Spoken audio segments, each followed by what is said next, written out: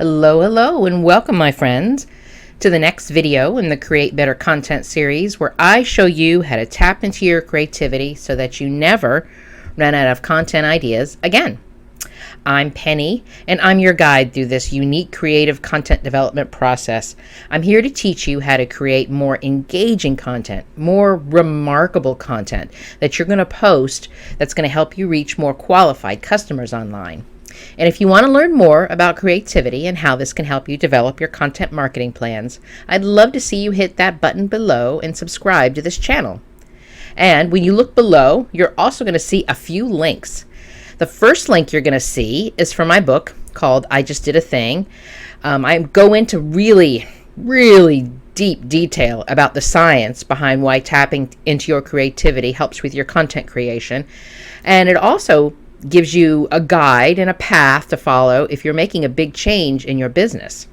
The second link you're going to see is for you to subscribe to the Create Your Business program so you can personally go through the process of developing remarkable content when you experience creative activities.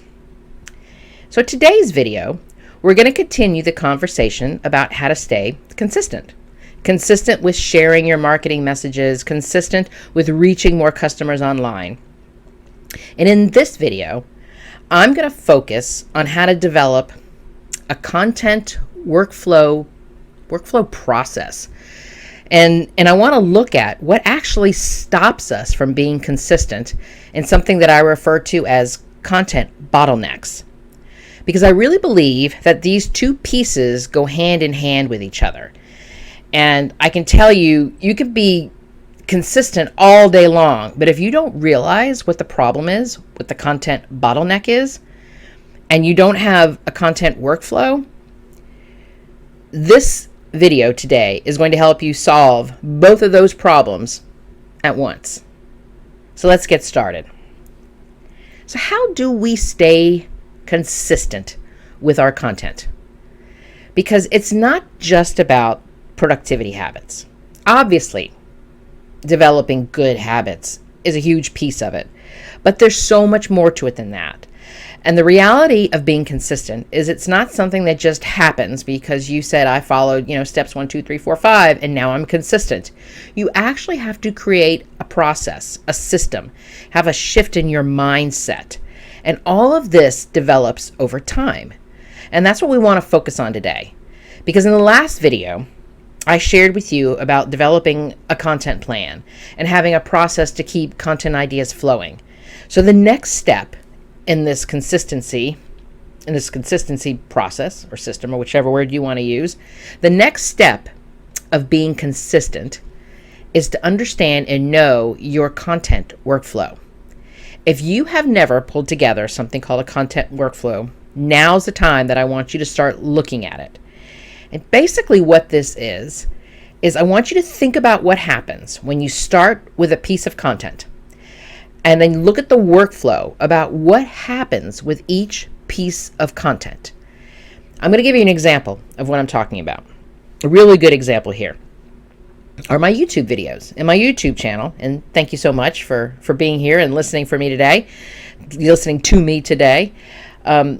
So when I think about my content workflow, when it comes to my YouTube videos, the first thing I do, obviously, is I come up with a topic, something that I've worked through with my content calendar. And when I sit down, the first thing that I do in the content workflow is I've got my topic and I get out a Google Doc and I start typing up notes. I want to make sure that I hit all the points, and I do have a tendency sometimes to ramble. And I'm not going to lie, there are moments when I just start talking and I go off on a tangent. But when I have my outline like that in front of me, when I've taken some notes, I can always find my way to get back to those main points that I wanted to share with you. So my first step in the workflow process is to get out my Google Doc and to create an outline and to make some notes. And the next step that I do is once I get that in place, I record my audio. And then from the audio, the next part of my workflow process becomes all the pieces and parts that I use to edit and then publish this on YouTube. So part of the editing process is I get into Canva and I create the thumbnail image, and that's a part of my workflow process. Remember, it's all of the pieces and parts. It's not just, okay, I'm going to record this into the audio and then I'm going to upload this into YouTube. There are pieces and parts, and stay with me here because this is really important to understand when we go through the different steps that it takes to create a piece of content. So, of course, like I said, so my editing process, I go into Canva, I create the thumbnail image. That is a part of my workflow because I want the thumbnail image to be the image that comes up. I want to be able to have my picture on it. I want to have the name on it. I want to have people understand. I don't want to just have a piece of the video showing up when somebody runs a search on YouTube. So that thumbnail image is an important piece of the workflow process. And then the next part that I do is the editing. And mostly, as you can tell from my videos, it's just me talking. You're not actually seeing me. There's not graphics flowing all over the place. And I imagine if there was, that would be a part of my workflow process too.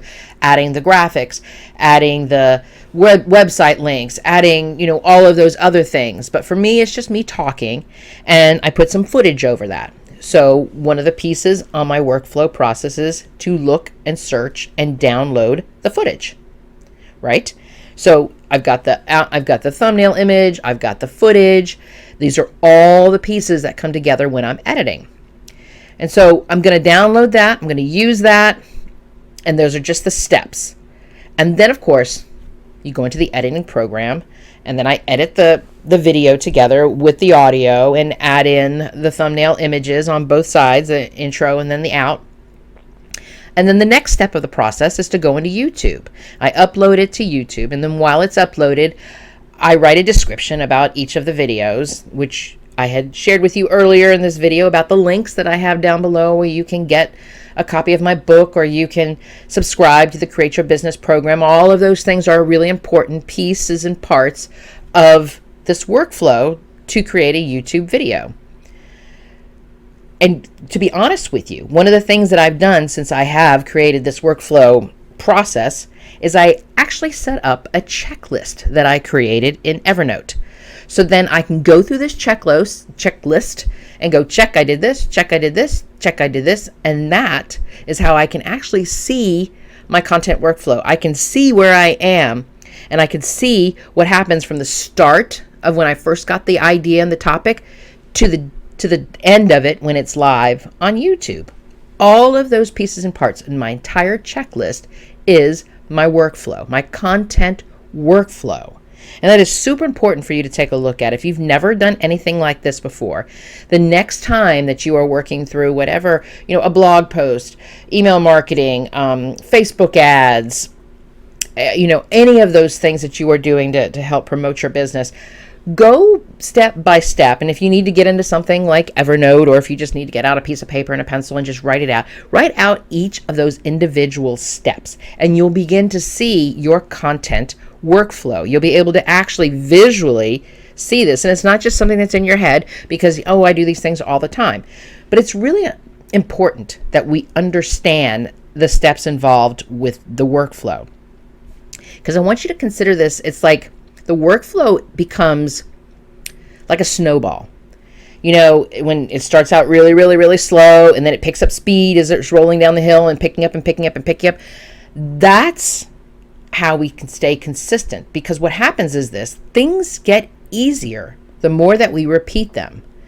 Things get easier when we have our checklist and we know the steps that we need to do. When I first started doing my YouTube videos, it was taking me hours. Oh my goodness. Hours and hours of time, because I didn't have my workflow in place. But anytime I would figure out a way to make it easier, I would repeat that step. And so what happens is our workflow process allows us to create repeatable habits. That's the word I'm looking for. Repeatable habits. It becomes this learning process.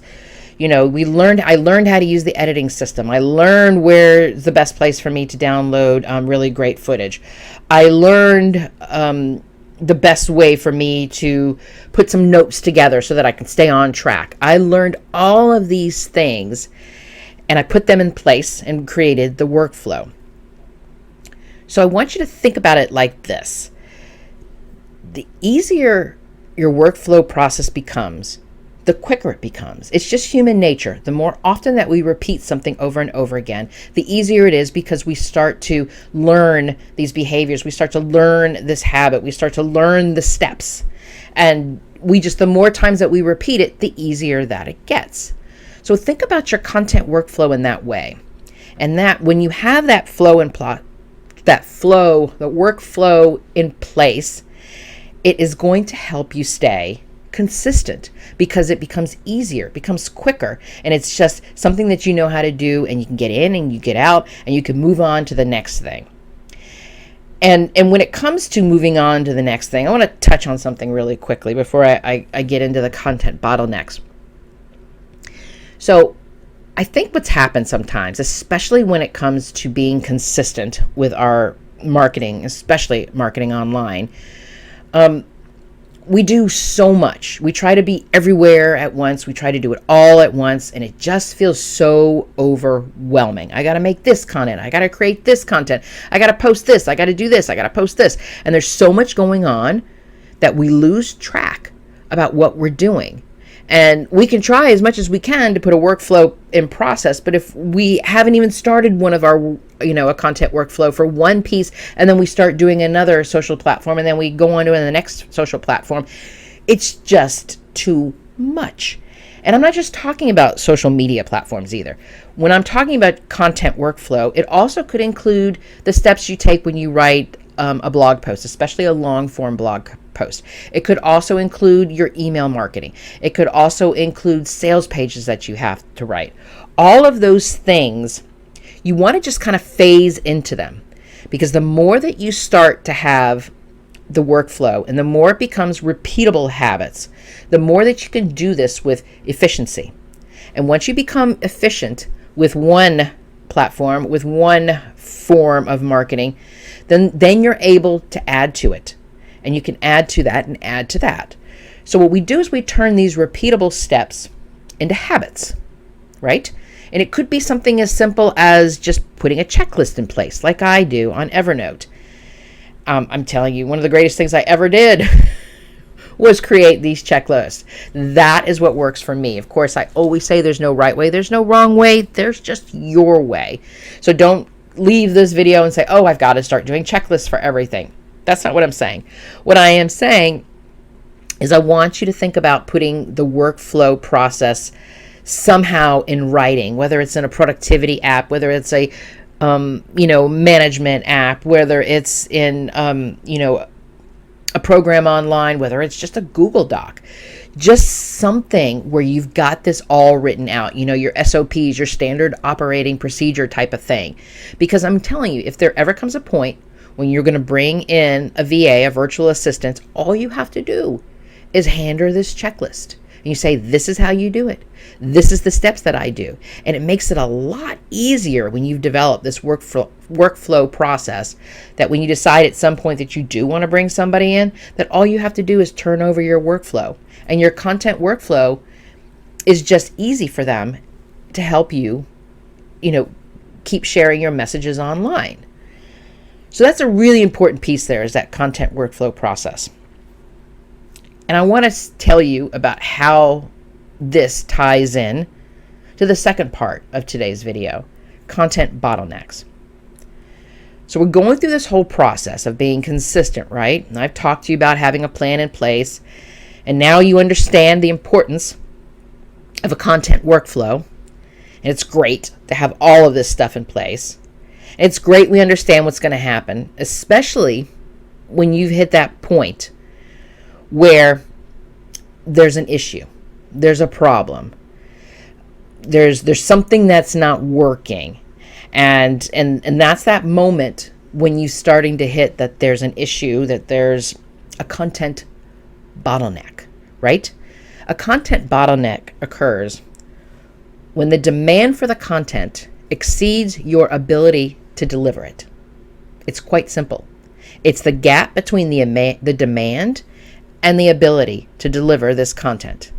And so what's happened is a lot that's going on in that gap. and when we work through it, sometimes we think to ourselves, oh, we need quantity, we need more content, or we need quality, we need better content. Because now I'm just putting out a bunch of stuff and it's not resonating and nobody's engaging it. Oh, and I need frequency and I need to be in more places. So we think we need to have all of these things in place. I need to do more. I need to be better. I need to be more frequent. And all of these things are happening around us, and it affects our ability to deliver content. And this is where the bottleneck happens. So how do you actually uncover the bottlenecks that are causing the issues? You study your content workflow. It is so important to understand this. If you've never done this before, you're going to start to see why this might be part of the problem of why you're having a problem being consistent, why there are issues coming up. You're going to be able to see maybe there's resources or tools that you're missing. Maybe things are taking a lot longer than they should. And maybe what's going on is the content itself is not working. And so there's a way that we want to look at all of that. So let's talk about this. Let's go deep into this, because I get it. There has to be a balance between the content that you want to create and the resources that are available to you. And when you're having a problem with that gap and they're just not adding up, and that bottleneck happens, that's when you start. The first place to do is to look through the workflow. And you think about what's happening from the start of it to the very end of it. And as I shared with you earlier, when I was working through my content workflow process, when I would come up with something and I'd realize, oh, that's an easier way to do this. And then I would change things out, because what was happening with me, and I didn't phrase this as clearly as I should at the beginning of it, because now I'm in the part that I want to talk about it, is it was becoming a content bottleneck. That is one of the reasons why it was taking me hours and hours and hours, because I didn't know that there was an easier way to do this. And it took me to have to go through the hours and hours. It took me to have to work through the life cycle of my content for me to see, okay, this is where I'm getting stuck. This is what's taking too long. This is the problem right here. How am I going to fix it? You're going to see if you're missing a step, or is something just taking too long. This is why it's so important to know your content workflow, because the content workflow is going to help you identify where the bottlenecks are. Another way that you can determine what's going on with the bottlenecks is to check your analytics. And I'm not just talking about Google Analytics. I'm talking about the insights on the platforms. Each one of our social media platforms and even our email marketing programs have these insights. We can see, how many people are clicking on it, how many people are engaging with it. On Google Analytics, we can see how many people are going to these landing pages, how long are they staying, how quickly are they bouncing out. We give all of this information. And when you take a look at this, it can also open up new ways of looking at what's not working. You can look at this and you can say to yourself, I'm doing these particular posts. I'm putting this out there, and I can't figure out why it's not working. When we go to our analytics and we can actually see what's working and what's not working, we can tell to ourselves, you know what? If I am not getting results from this, and I'm not going to repeat this over and over again. But you can also, flip side of it, take a look and see what is working. And so if I know that this is something that's working and this part is not, I know that I'm going to spend more time focusing on the content that is resonating with my audience, that is connecting with my community, versus the stuff that I'm putting out there that maybe I'm spending too many hours on that's not really working. And if I'm spending too many hours on it, even if the flow is going a lot easier and a lot quicker, but it's not working, it's still a bottleneck because it's not giving me the results that I want. So I want you to take a look at your insights, take a look at the analytics, and look at the content and see if it could contribute to what even could be a future bottleneck by trying to push yourself. If you know it's working and you know what's not helping you, it can help you make the right decisions. It gives you solid, evidence. It gives you the opportunity to push back on the FOMO, fear of missing out. Oh, I need to be here. I need to be here. I need to be here. All of that kind of stuff. When you actually have real data, when you have real information that's showing you what's working and what's not working, it makes it even easier to move in the direction that's going to help your business reach more customers and reach more people online. So I want you to think about all of this, the content workflow, the content plan in place, making sure that you understand your content bottlenecks and you are doing something about them. You are saying, okay, there's a resource that I'm missing. There's a step that I'm missing. There's something that's going on here, and you're actually responding to those bottlenecks and making changes on that. All of that together is going to help you with your consistency. Because how would it feel? Think about this. How would it feel to start every single month knowing that you already know exactly what you're going to be talking about that month? Knowing your topic, or your themes, your promotions, what you're going to be doing. So I want you to take your time to think about your content workflow. Think about the bottlenecks that are causing you problems. Because what you need to do is you need to start shifting and unlearning and then relearning and breaking and then recreating a process would not only help you stay consistent, but it's going to help you create remarkable content that reaches even more qualified customers online. Thank you so much for joining me today with this creative process. If you've enjoyed this content about creativity, I sure do hope that you'll consider subscribing to this channel. And if you are ready to do the deep work of developing your marketing strategy and you're ready to learn more about this process and learn more about how to create more remarkable content, the link is below for you to subscribe to the Create Your Business program. You are going to get more content like I have talked through today's video. You're going to get an interactive workbook that shows up in your inbox every single month that's going to give you some prompts. It's going to help you work through your marketing messages and understand more about who your clients are and what their pain points, and understand how to reach them with better content messages. And you will also be getting creative tools that show up to your doorstep. And that's going to help you develop your marketing plans in a new way to ensure that you never run out of content ideas again. You are magnificent, my friend. And let me be the first to say, I'm proud of you. Until next time.